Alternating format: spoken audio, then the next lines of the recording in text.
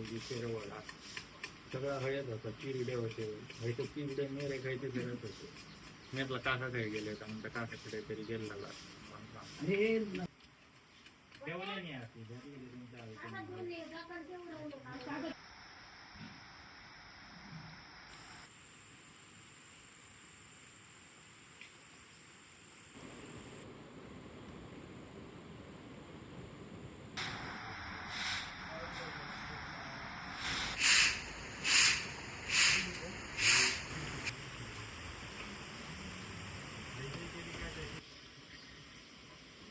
इतकी ती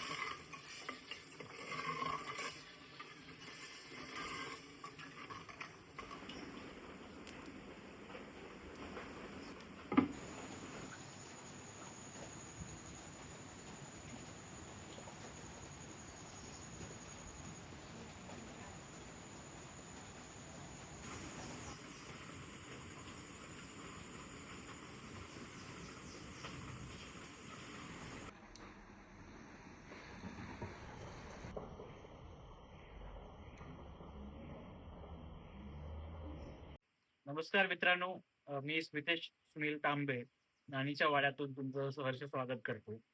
आजपासून आपण YouTube वरती कॉन्टेंट टाकायला सुरुवात करणार आहोत. तर त्याच कॉन्टेंटला तुमचा चांगला प्रतिसाद राहील अशी आशा आहे. आज कोकणातल्या एका महत्वाच्या डिझर्ट वरती आपण बोलणार आहोत. कोकणात खूप गोडधोड पदार्थ आहेत. मोदक, पातोळ्या, घरच्या तांदळाची गूळ घातलेली खीर, अशा बऱ्याचशा गोड पदार्थांमधून खरवस हा आपण म्हणू शकतो की एक बेस्ट डेझर्ट आहे. हा खरवस एक उत्साह म्हणून एक उत्सव म्हणून घरात बनवला जातो. ज्या वेळेला घरातली गाय किंवा म्हैस ही एका पिल्लाला जन्म देते, त्यावेळेला पहिल्या 8 दिवसांमधल्या गाढ्या दुधाचा हा खरवस बनतो. याच्यामध्ये काही केमिकल बेस्ड प्रोडक्ट कोणी वापरत नाही. घरच्या पदार्थांमध्ये घरी जे इन्ग्रेडियंट्स असतात तर त्या इन्ग्रेडियंट्सनुसार हा पदार्थ बनत असतो. म्हणजे महत्वाचं म्हणजे गूळ आणि हे गाढ दूध आणि वेलची पूड. तर या 3 बेसिक इन्ग्रेडियंट्स पासून हा डिलिशियस खरवस बनतो. आणि हा खाण्यामध्ये एवढी मजा असते, एवढी टेस्ट असते की म्हणजे वर्षभर पुरेल अशी टेस्ट या छोट्याशा डेझर्टमध्ये असते. मित्रांनो, याच्यामध्ये एवढा गोडवा असतो ना की हा खरवस आता इथल्या आमच्या पूर्ण वाडीमध्ये जाऊन त्या काकीने दिलाय.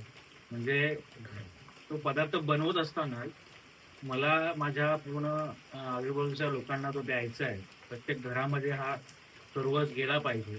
प्रत्येक घरामध्ये हा उत्सव समजला पाहिजे. प्रत्येक घरामध्ये हा जो सण आम्ही साजरा करणार आहोत, तर त्या सणाचा गोडवा हा प्रत्येक घरामध्ये पोहोचला पाहिजे. एवढं सगळं बॅकग्राऊंड ठेवून हा पदार्थ बनवला जातो. मग या पदार्थामध्ये तीच पूर्ण गोडी उतरते आणि ती खाताना एवढं टेस्टी लागतं, डिलिशियस लागतं की राहवत नाही आता. व्हिडिओ बनतच राहील, पण पहिले टेस्ट करूया, थोडंसं खाऊया.